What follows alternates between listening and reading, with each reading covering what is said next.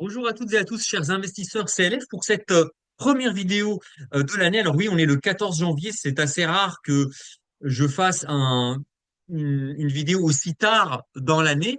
Mais voilà, j'ai eu pas mal de travail en ce début d'année 2025, donc je m'excuse par avance. Donc je vous commence par vous souhaiter une très très bonne année, pleine de réussite et surtout la santé. Alors, je vais aborder ce point de l'année par un peu une actualité politico-économique de la France, puisque c'est un petit peu ça qui préoccupe. Alors, il y a l'actualité internationale avec notamment la mise en place de l'administration Trump ce 20 janvier, mais on voit déjà que ça chauffe entre l'administration Trump et l'Union européenne, notamment avec les sorties d'Elon Musk, mais également les sorties de Donald Trump à propos du Panama, du Canada et du Groenland. Donc là, je vais m'attarder plutôt à la situation française et comment dire, pour, on va dire pour la, ça fait longtemps. Euh, on va dire que je suis plutôt optimiste sur la situation française. Alors, optimiste, n'exagérons rien, mais on va dire que je vais parler un petit peu du fait du gouvernement Bayrou, hein, puisque évidemment il y a eu une censure. Michel Barnier est tombé. Cette fois-ci, Emmanuel Macron a nommé un gouvernement beaucoup plus vite que précédemment. Et et il a nommé un gouvernement, on va dire, avec un ministre de l'économie qui est différent de Bruno Le Maire. Alors c'est vrai que on pourrait dire, bah tiens, c'est un peu, voilà, c'est encore quelqu'un d'autre. Alors moi, il se trouve que Éric Lombard, je le connais un petit peu. Alors autant Bruno Le Maire, je ne le connaissais pas, je m'étais pas mal renseigné sur lui. Et Bruno Le Maire c'est plutôt quelqu'un de littéraire, qui écrit très bien d'ailleurs. J'ai vu des extraits de ses livres. C'est quelqu'un qui a une prose, il écrit très très bien, mais c'est pas forcément ce qu'on attend d'un ministre de l'économie. Donc c'était quelqu'un qui était plutôt Bruno Le Maire un peu hors sol, notamment quand il disait qu'il allait mettre l'économie russe à genoux, que la France est en train de connaître les 30 glorieuses, qu'il a sauvé l'économie française. On voit que c'était quelqu'un qui est plutôt adepte des envolées lyriques, plutôt dans son petit monde, dans son cosmos, hein. C'est un politicien pur jus. Et c'est quelqu'un, c'est pas du tout un homme de chiffres, puisque quand il disait qu'un hectare c'est 100 mètres carrés, et puis il reconnaissait lui-même devant les journalistes que les maths, c'est pas son truc. Donc, c'est quelqu'un qui, effectivement, on pouvait avoir des réserves sur sa connaissance de l'économie et sur sa connaissance du terrain. Alors, Éric Lombard, c'est un peu différent. C'est un petit peu différent pour des raisons suivantes. Alors, déjà, Éric Lombard est un homme de chiffres. Donc, contrairement à Bruno Le Maire, Éric Lombard est très à l'aise avec les chiffres et maîtrise très bien les éléments constitutifs d'un bilan financier d'une structure. Je vais expliquer pourquoi, mais donc c'est quelqu'un qui maîtrise les chiffres, ce qui est plutôt rassurant pour un ministre de l'économie. Deuxième force d'Éric Lombard, c'est un patron d'entreprise. Déjà, lui-même, il est fils d'Alfred Lombard, cadre dirigeant aux Nouvelles Galeries, et d'Annie Lévy, graphologue et elle-même fille de Pierre Lévy, industriel, qui a fondé à Troyes le groupe des Vandelay. Donc, Éric Lombard, c'est quelqu'un qui connaît le terreau entrepreneurial. C'est quelqu'un qui a, voilà, qui est issu d'une famille de patrons. Par ailleurs, parce que bon, vous allez me dire, ouais, on peut très bien être fils de patron et ne pas être soi-même un bon patron. Moi, par exemple, mes parents sont littéraires. Mon père, prof de français, ma mère, prof d'anglais. Moi-même, je suis pas un grand littéraire. Mes résultats en français et en anglais, si certains ont été mes profs, j'étais pas connu pour être brillant en littérature. Moi, je suis plutôt scientifique. J'ai fait des études scientifiques, alors que mes parents n'ont pas fait des études scientifiques. Donc, évidemment, on ne peut pas juger un homme a fortiori ici Éric Lombard, parce que ses parents étaient eux-mêmes chefs d'entreprise. Mais voilà, Éric Lombard est un chef d'entreprise et a été chef d'entreprise. Il a été dirigeant de BNP Paribas Cardiff de 2004 à 2013, puis directeur général de Generali France de 2013 à 2017, puis DG de la CDC, la Caisse des dépôts et consignations, de 2017 jusqu'à 2024, au moment où il quitte ses fonctions de dirigeant de la Caisse des dépôts pour prendre le poste de ministre de l'économie. Donc c'est quelqu'un qui sait diriger une entreprise. Et enfin, troisième point, c'est un homme de terrain. Alors là, je vais plus parler, on va dire, de mes connaissances personnelles, puisque je connais un petit peu Eric Lombard. C'était mon N plus 3, hein. Moi, j'ai travaillé chez BNP Paribas Cardiff en tant que salarié de 2006, fin 2006 jusqu'à début 2011, donc en plein durant la présidence d'Éric Lombard. Et Éric Lombard était mon N plus 3 chez BNP Paribas Cardiff. Alors, c'est un homme de terrain parce qu'il s'intéresse énormément à l'actualité.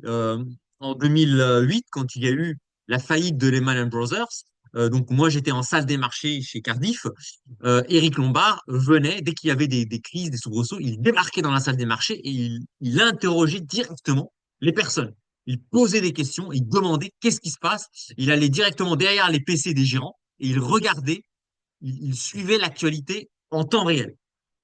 Donc voilà, donc c'est pas du tout le patron un peu hors sol qui voilà qui attend de voir le résultat comptable pour poser des questions. Donc c'est quelqu'un qui en temps réel, quand il se passait quelque chose, débarquait directement dans le poumon de l'entreprise, donc la salle des marchés, là où il y a les gérants, pour tout de suite être au cœur de l'actualité. Autre exemple, alors là où je travaillais, on faisait ce qu'on appelle les dirigeants des due diligence, c'est-à-dire on allait rencontrer des fonds, des gérants de fonds, parfois des gérants, des directeurs d'entreprise pour savoir si on allait investir dans telle ou telle société ou dans tel ou tel hedge fund. Et Eric Lombard demander à, alors pas toujours, parce que bon, il est patron, il peut pas faire que ça, mais très souvent, Éric Lombard demandait à venir avec nous pour lui-même aller sur le terrain et juger si c'était intéressant pour l'assureur, Cardiff est un assureur, pour l'assureur d'investir dans tel fonds. C'est quelqu'un qui réellement s'intéresse au terrain. Autant, voilà, Bruno Le Maire, je ne le connais pas personnellement, mais de tout ce que je sais de lui, voilà, c'est quelqu'un qui était un petit peu dans sa bulle. C'est quelqu'un qui était dans voilà, dans son microcosme. Voilà, il était avec ses conseillers et il sortait pas vraiment sur le terrain quelque part, hein. C'était pas quelqu'un, voilà, c'était un homme de lettres, hein, sans doute. Voilà, il connaissait par cœur tous les auteurs du Moyen Âge, enfin de l'Antiquité jusqu'à maintenant. Ça, j'ai aucun problème là-dessus. Mais c'était pas quelqu'un qui s'intéressait à la réalité économique du terrain, tel que le percevaient les gens, tel que percevait Madame ou Monsieur Michu. Éric Lombard, c'est quelqu'un qui vraiment était sur le terrain. C'est quelqu'un qui vraiment s'intéressait à la vie des femmes et des hommes sur le terrain. Voilà. Aussi bien des salariés. Voilà, moi, j'avais eu un petit souci personnel en tant que salarié. Enfin, voilà, et je sais que Éric Lombard s'était intéressé à mon cas. Alors que pourtant, moi, je veux dire, voilà, enfin voilà, chez BNP Paribas, vous avez des milliers de personnes dans la société, mais Éric Lombard s'intéressait vraiment aux personnes. Et il s'intéresse au terrain. C'est pas juste qu'il s'intéresse aux personnes. On peut très très bien s'intéresser aux personnes, être empathique, être bienveillant et être incompétent. Mais Éric Lombard s'intéressait vraiment au terrain. Il voyait ce qui se passait, il suivait, il était toujours en alerte, voir si la société, donc bon, BNP Paribas Cardiff, puisque je l'ai connu chez Cardiff, si Cardiff était toujours à la pointe de la modernité. Donc il voyait le marché et en temps réel, il essayait d'ajuster la trajectoire du groupe BNP Paribas Cardiff. Donc c'est vraiment un homme du terrain et j'ai aucun intérêt à dire ça. Je veux dire, voilà, il me doit rien, je lui dois rien. Voilà, depuis 2011, nos destins ont divergé. Donc lui, il a continué à évoluer en tant que patron de grosses entreprises. Et moi, j'ai quitté Cardiff en 2011. Donc voilà, voilà, je n'ai pas aucun a priori, on va dire. Je dis vraiment ce que je pense, enfin, ce que je crois être juste, bien évidemment. Mais Éric Lombard est quelqu'un clairement connaît le terrain, qui suit le terrain, qui s'intéresse à l'actualité et qui a l'esprit des chiffres. C'est-à-dire qu'il s'intéresse aux chiffres. En tout cas, de ce que j'ai connu chez Cardiff, il suivait les chiffres, il posait des questions, pourquoi tel chiffre est différent de ce que lui s'attendait à avoir quand les chiffres étaient différents. Contrairement, voilà, à ce que je crois savoir de Bruno Le Maire, qui lui, pour le coup, les chiffres, c'est pas son truc. D'ailleurs, lui-même, il le dit dans les journalistes, voilà, les maths, les chiffres, c'est pas, voilà, c'est pas du tout son truc. Voilà. Donc là, pour le coup, je suis plutôt optimiste là-dessus. On a un ministre de l'économie qui a la tête sur les épaules. Voilà. Donc ça, honnêtement, ça là-dessus, voilà, j'imagine mal Éric Lombard passer ses journées au ministère de l'économie et des finances à écrire des livres de littérature. J'ai rien contre les livres de littérature. Moi, mon père a écrit écrit des bouquins. C'est quelque chose de noble. Moi-même, j'ai écrit un livre d'ailleurs qui est disponible sur Amazon. J'ai rien contre les gens qui écrivent des livres. Moi-même, j'en écris un. Mais est-ce que l'on peut sincèrement prétendre, quand on est ministre de l'économie, écrire un livre par an alors qu'on est ministre de l'économie et des finances au moment où le pays, la France, a connu des crises énormes. La crise du Covid, Bruno Le Maire, la guerre en Ukraine, l'inflation, l'épisode inflationniste. Donc on en a connu des crises. Et pendant la guerre en Ukraine, Monsieur Le Maire, pendant qu'il disait qu'il allait mettre l'économie russe à genoux, il écrivait des bouquins. Donc ça, c'est pas très, très crédible. Là, on a affaire à quelqu'un, Éric Lombard, qui parle peu et qui agit. Bruno Le Maire parlait beaucoup. Il parle beaucoup. Quand il a été auditionné à l'Assemblée nationale, donc pour expliquer un petit peu son bilan, pourquoi la dette de la France a explosé de 100 milliards, hein, pourquoi il y a 100 milliards de trous dans le déficit, Bruno Le Maire commence pendant 15 minutes à critiquer l'Assemblée nationale, à critiquer les députés, alors qu'il a été ministre pendant 7 ans. Voilà, Éric Lombard, c'est pas quelqu'un qui va s'épancher, qui parle beaucoup, donc c'est quelqu'un qui agit. C'est quelqu'un qui est sur le terrain, qui agit. Vous voyez, je l'ai connu chez BNP Paribas Cardiff. C'est un homme d'action et un homme de chiffres aussi. Et un dirigeant d'entreprise. Donc voilà, moi, pourquoi je vais peut-être m'inscrire peut-être à rebours, voilà, de d'autres personnes que d'autres youtubeurs qui parlent et qui, eux, vont peut-être critiquer, qui sont peut-être pessimistes. Moi, pour le coup, en tout cas, pour ce qui est du nom du nouveau ministre de l'économie, pour le coup, moi, je suis plutôt optimiste. Ça fait des années, voire des décennies, qu'on n'a pas eu un ministre de l'économie qui a travaillé dans le privé avant. Voilà. Alors, néanmoins, est-ce qu'il va inverser la tendance de la France? C'est là où je suis malheureusement moins optimiste.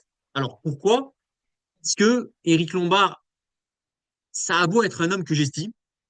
Voilà, moi honnêtement, en tout cas, j'ai travaillé presque 5 ans chez BNP Paribas Cardiff. Durant ces 5 ans, Éric Lombard était le président de Cardiff. Et moi, c'est quelqu'un, voilà, qui m'a donné vraiment durant ces 5 ans une très bonne impression. Néanmoins, ça reste un homme. Hein, et souvenez-vous de la maxime, les hommes sont mortels, Socrate est un homme, donc Socrate est mortel. Moi, je pourrais dire, Éric Lombard a un poste de ministre de l'économie. Le poste de ministre de l'économie, c'est un siège éjectable. Donc, Éric Lombard est sur un siège éjectable. Et c'est un homme, a fortiori, qui est otage, aujourd'hui en tout cas, des mécanismes politiques. Il doit, même si c'est quelqu'un qui sait gérer une entreprise, s'il gérait mal une entreprise, BNP Paribas Cardiff serait dans une mauvaise position. Or, BNP Paribas Cardiff est un groupe qui affiche quand même de très bons résultats. Donc, si la question se résumait à Eric Lombard, on pourrait être optimiste. Malheureusement,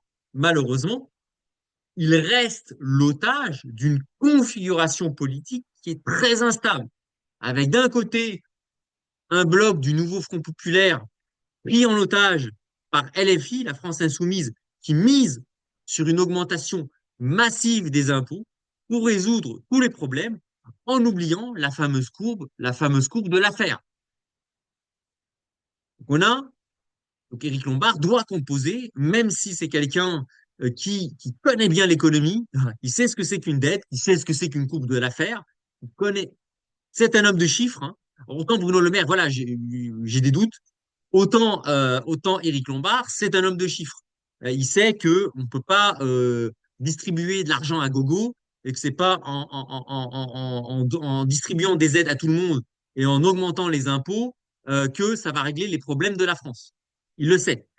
Mais s'il ne le fait pas, hein, il sait qu'il aura une censure du bloc NFP lui-même dominé par LFI et Jean-Luc Mélenchon. Aujourd'hui, le maître du jeu au sein du nouveau Front populaire, c'est Jean-Luc Mélenchon.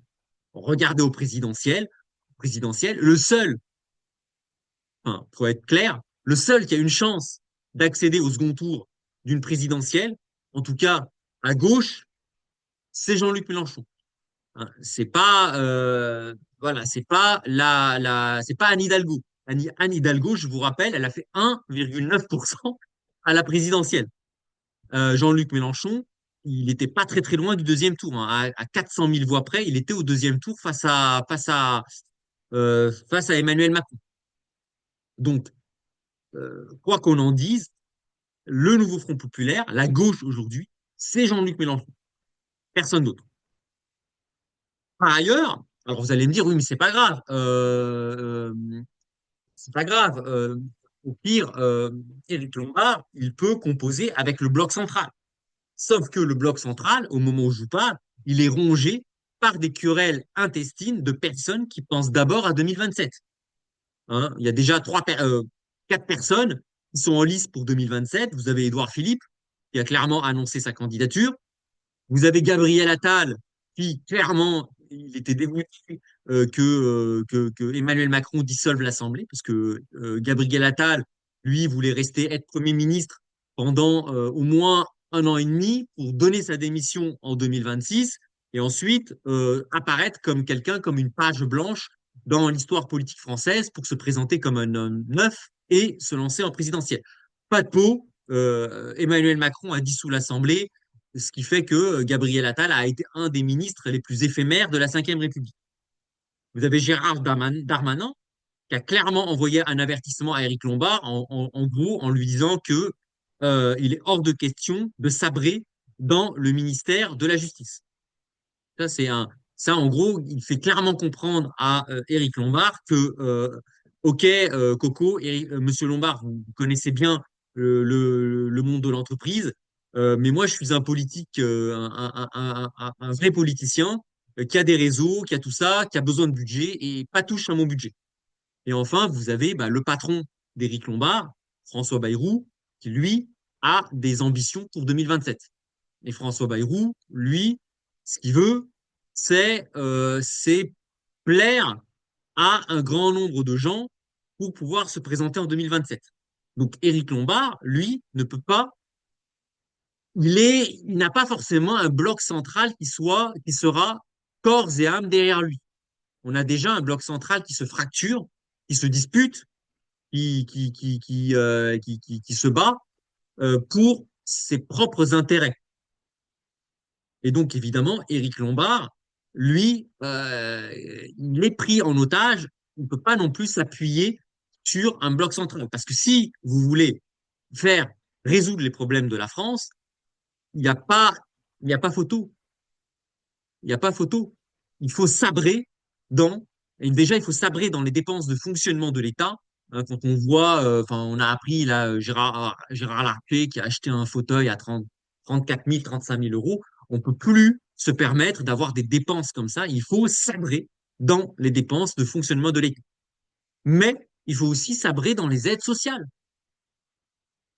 C'est pas normal aujourd'hui que quand on est au chômage, par exemple, qu'on ait un salaire qui soit largement supérieur. Aujourd'hui, vous avez beaucoup on peut être au chômage et gagner le double, voire le triple du salaire médian en France en étant au chômage. C'est pas normal. Alors je dis pas qu'il faut passer d'un salaire de cadre à zéro, faut bien vivre, enfin, faut bien vivre quand on prend un coup dans la vie. Mais aujourd'hui, on a des aides sociales qui sont beaucoup, beaucoup trop généreuses. Il faut aussi sabrer dans les aides sociales. Aujourd'hui, par exemple, vous êtes au chômage ou vous êtes au RSA, on vous propose un job, vous le prenez, point barre. Point barre.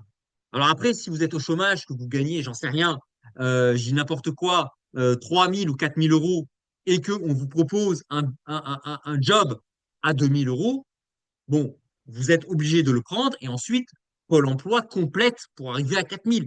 Là-dessus, j'ai pas de problème avec ça.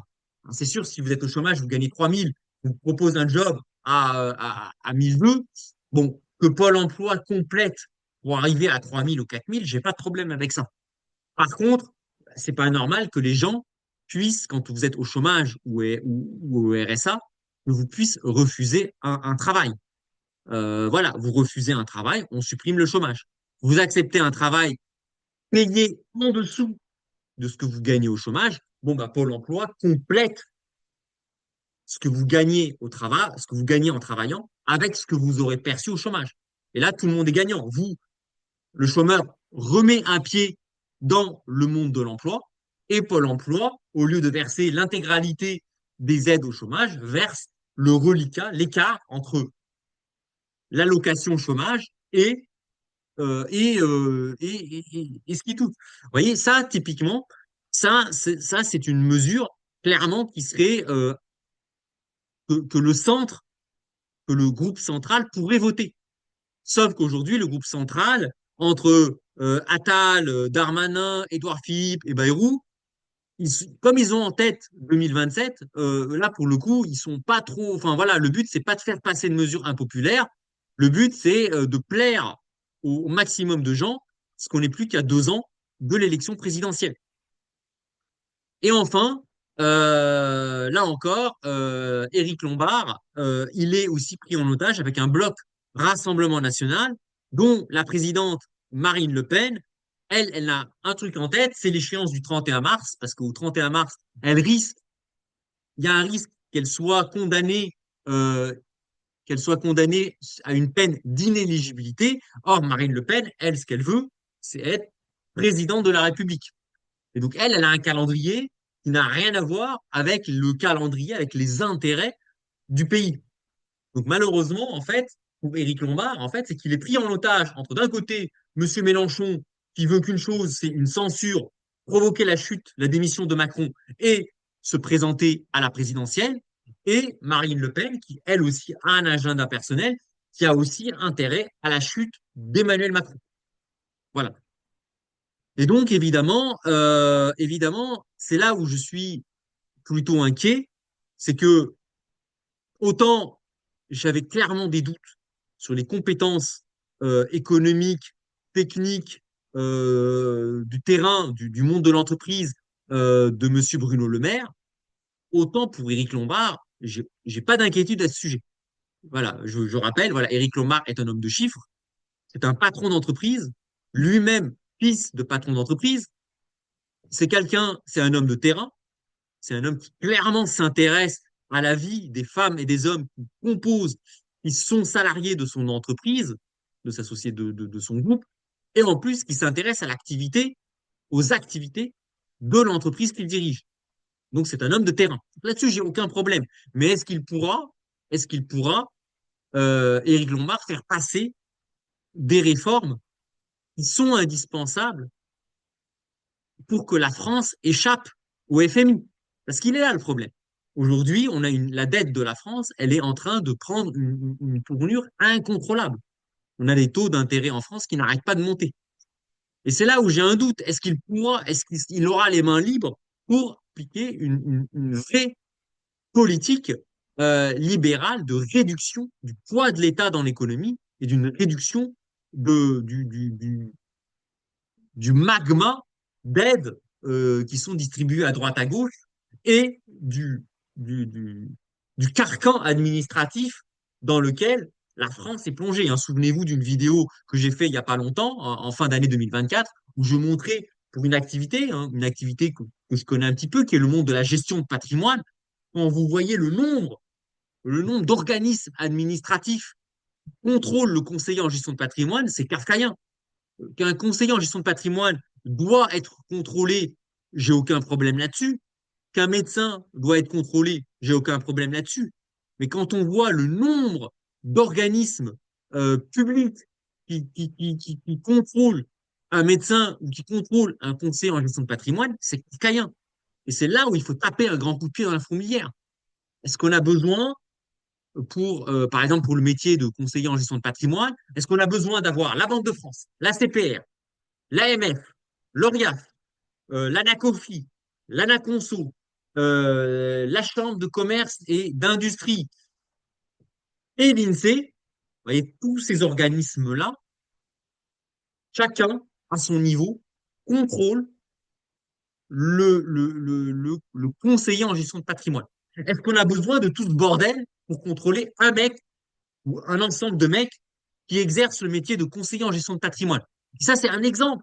Chez les agriculteurs, c'est pareil. Vous avez combien de caisses, de machins, de bordel qui. Les agriculteurs, ils passent l'hiver. Alors, en été, ils sont dans les champs, mais les agriculteurs, les céréaliers, ils passent leurs hivers à faire de la paperasse administrative. Est-ce que c'est normal? Pareil pour les médecins. Les médecins passent leur temps à faire de la paperasse administrative. Hein, moi, j'ai même mon médecin qui est parti à la retraite. Elle m'a dit, moi, officiellement, je suis profession libérale, mais en fait, j'ai l'impression, j'ai un employeur, c'est toutes les caisses de la Sécu. Parce qu'il n'y a pas qu'une caisse de la Sécu. Vous avez un nombre incroyable de caisses de la Sécu. Et le médecin, il doit rendre des comptes à à chacune des caisses de la Sécu. Et le médecin lui-même, il me dit, moi, en fait, je suis pas vraiment profession libérale, je suis employé, mais sauf qu'au lieu d'être employé par un patron, je suis employé par un ensemble de caisses primaires, de caisses d'assurance maladie. Et il est là le problème. Voilà. Et ça, malheureusement, je pense que Éric Lombard si moi je connais la situation, lui il la connaît, c'était mon N+3 chez BNP Paribas Cardiff, lui il la connaît, il connaît le terrain, mais est-ce qu'il a les moyens d'appliquer une vraie politique qui permette à la France d'être à l'équilibre budgétaire? C'est la moindre des choses. Enfin, vous, je sais pas, vous, est-ce que vous pouvez accepter que vous gagnez 1000 et que vous dépensez 1200? Vous acceptez de gagner 1000 et de dépenser 1200 euros par mois? Ben non. Et ben c'est pareil pour un État. On ne peut pas, de manière structurelle, alors ça peut arriver sur un an, 2 ans, 3 ans, d'être en déficit. Mais dans le cas de la France, ça fait 50 ans que la France n'a pas été une année à l'équilibre budgétaire. C'est-à-dire que chaque année, la France termine à découvert. Et donc, il faut faire des réformes de fond. Et ça, et je pense qu'Éric Lombard le sait. Voilà, Éric Lombard, voilà, il ne plane pas. Alors, autant, voilà, je dis Bruno Le Maire, voilà, il était il est dans son petit monde, il est dans, voilà, voilà, il est dans son petit monde de petits fours, etc. Bon, ouais, dans les journalistes, voilà, ça ne le gêne pas de dire qu'un hectare, ça fait 100 mètres carrés, c'est 100 fois 100, ça fait 100. Bon, avec les maths, c'est pas son truc, il le dit, hein. Ça ne le gêne pas, il n'a de compte à rendre à personne, voilà. Bon, voilà. Autant, voilà, Éric Lombard, il connaît, mais malheureusement, il est, il est obligé de faire ce que les partis politiques lui demandent de faire. Il n'est pas libre de sa politique, malheureusement. Et d'ailleurs, l'indicateur qui malheureusement nous le montre, ce sont les marchés. Vous voyez, depuis la censure et malgré la nomination du gouvernement Bayrou et d'Éric Lombard à la fin de l'année 2024, les taux français n'arrêtent pas d'augmenter.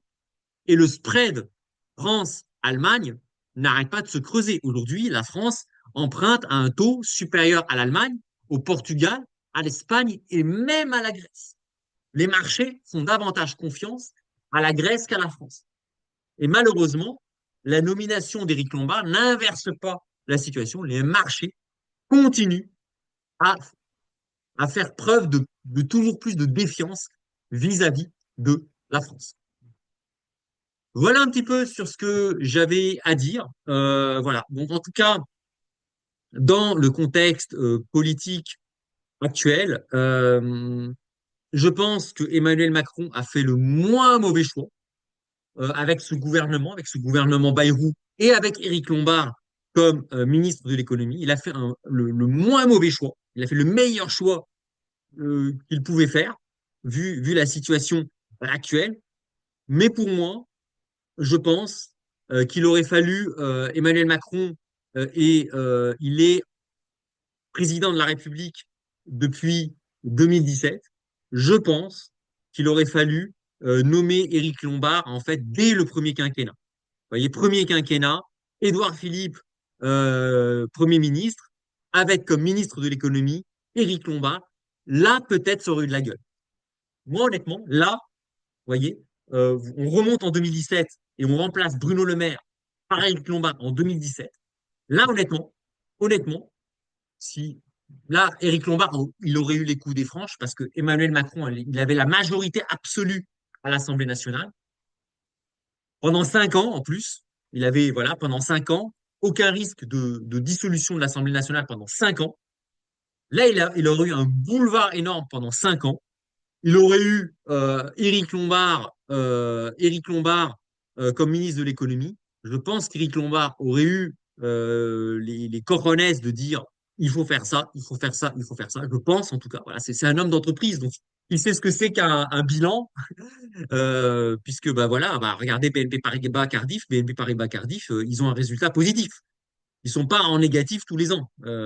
Et Éric Lombard était patron de BNP Paribas Cardiff. Donc je pense que s'il avait nommé Éric Lombard ministre de l'économie dans un gouvernement avec Philippe Édouard, avec Édouard Philippe, pardon, Premier ministre, Emmanuel Macron, président de la République, là, ça aurait pu le faire. Ça aurait pu le faire.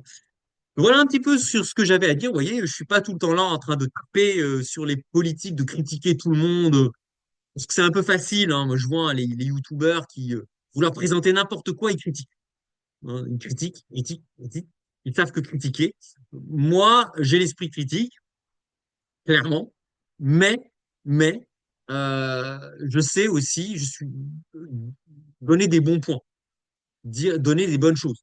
Par exemple, vous savez que j'ai été très critique vis-à-vis de Bernard Arnault, notamment ses collusions avec, voilà, avec le gouvernement, les bisbilles et tout ça. Néanmoins, il faut reconnaître que Bernard Arnault, c'est un très bon patron d'entreprise. LVMH a toujours de bons résultats. C'est Bernard Arnault qui a créé le groupe LVMH et qui, quelque part, permet à la France d'avoir une stature internationale sur le plan du luxe. Il faut quand même lui reconnaître ça. Donc j'ai pas peur. Voilà, je dis les choses, et plutôt que voilà de critiquer sans arrêt. Mais voilà. Néanmoins, je me pose la question, honnêtement, est-ce qu'il n'est pas trop tard pour la France? Est-ce que malheureusement, il n'est pas trop tard et que maintenant on rentre dans une cacophonie politique avec une Assemblée nationale ingouvernable? Est-ce que c'est déjà pas trop tard? Voilà, c'est vraiment la question qui se pose. Est-ce que malheureusement, Éric Lombard, est-ce que malheureusement, c'est pas le bon capitaine? Vous voyez, vous connaissez le Titanic, le capitaine Smith, hein, le meilleur capitaine de tous les temps. Hein. Je me suis intéressé un petit peu à la navigation. Le capitaine Smith, c'était le meilleur navigateur, le meilleur conducteur de bateau de son époque. Euh, Son dernier voyage qu'il devait faire avant la retraite, il était âgé, c'était le Titanic. Vous voyez, vous pouvez mettre le meilleur capitaine. Déjà, l'erreur est humaine. Éric Lombard peut très bien faire des erreurs. Il n'est pas parfait, personne n'est parfait. Mais le problème, c'est que le Titanic n'a pas eu de chance. C'est un bateau qui n'a pas eu de peau. Il y avait un iceberg. On n'avait pas à l'époque les moyens qu'on a aujourd'hui. Il a heurté l'iceberg de la pire manière qui soit, avec un angle. Il serait rentré en plein dans l'iceberg, il aurait été abîmé, mais il n'aurait pas coulé. Il aurait évité l'iceberg, tout se serait bien passé. Mais il a heurté l'iceberg avec un angle, avec le pire angle qui soit, qui a provoqué finalement l'inondation de, je crois, 6 compartiments. Un de trop. Si 5 compartiments avaient été inondés, le Titanic aurait pu rester à flot. Pas de bol. 6 compartiments ont été éventrés, ce qui a provoqué le naufrage du bateau. Et là, malheureusement, vous voyez, le capitaine, vous avez beau mettre le meilleur capitaine, ça n'a pas pu éviter le naufrage du Titanic. Donc, sans doute que Éric Lombard est peut-être un des meilleurs ministres de l'économie sur lequel peut s'appuyer la France. Mais est-ce qu'il n'est déjà pas trop tard? Est-ce qu'on n'est pas déjà, est-ce qu'on n'a pas déjà les taux d'intérêt qui commencent à s'envoler, la dette qui devient incontrôlable, une Assemblée nationale ingouvernable? Est-ce que malheureusement, est-ce que on n'est pas dans la situation où on s'est déjà pris l'iceberg et que, en fait, on a un bateau qui a déjà 6 comportements qui sont déjà inondés et qui a un bateau qui est condamné, malheureusement, pour couler. Alors, un bateau qui coule au niveau d'un pays, c'est le FMI. C'est la France qui dit stop, on ne peut plus rembourser nos dettes, les taux suivent une trajectoire incontrôlable, on a besoin que la Commission européenne ou que le FMI viennent à notre secours. C'est ça, en fait. Au niveau de la France, c'est ça, en gros, qui peut arriver. Comme la Grèce, qui a coulé en 2011 et qui aujourd'hui se redresse. La Grèce redresse. C'est jamais la fin de l'histoire. Ce n'est jamais la fin de l'histoire. Mais si la France est condamnée à suivre le même destin que la Grèce, et pour le moment, les marchés price un risque à la grecque pour la France. Donc, si on subit un risque à la Grèce pour la France, bah, le risque pour le pays, c'est de connaître une décennie perdue. Une décennie avec une austérité insupportable, avec un taux de chômage qui irait à 20%, des jeunes qui ne trouvent pas de travail et dont le seul échappatoire, c'est de partir à l'étranger. C'est ce qu'a connu la Grèce, avec des retraités qui perdent 25% de pouvoir d'achat. Le FMI qui arrive, qui dit, OK, stop, les retraités français, trop bien payés, euh, les, les personnes qui ont bénéficié des régimes spéciaux à la SNCF, à tout ça, c'est trop, c'est infinançable. Et c'est le FMI qui dira à la France, les retraités, moins 25% sur la retraite. Moi, je suis pas forcément pour, hein. J'ai de la famille qui est à la retraite, je suis pas pour, hein. Bien sûr, je suis pas pour taper sur les retraités. Mais est-ce qu'on a le choix?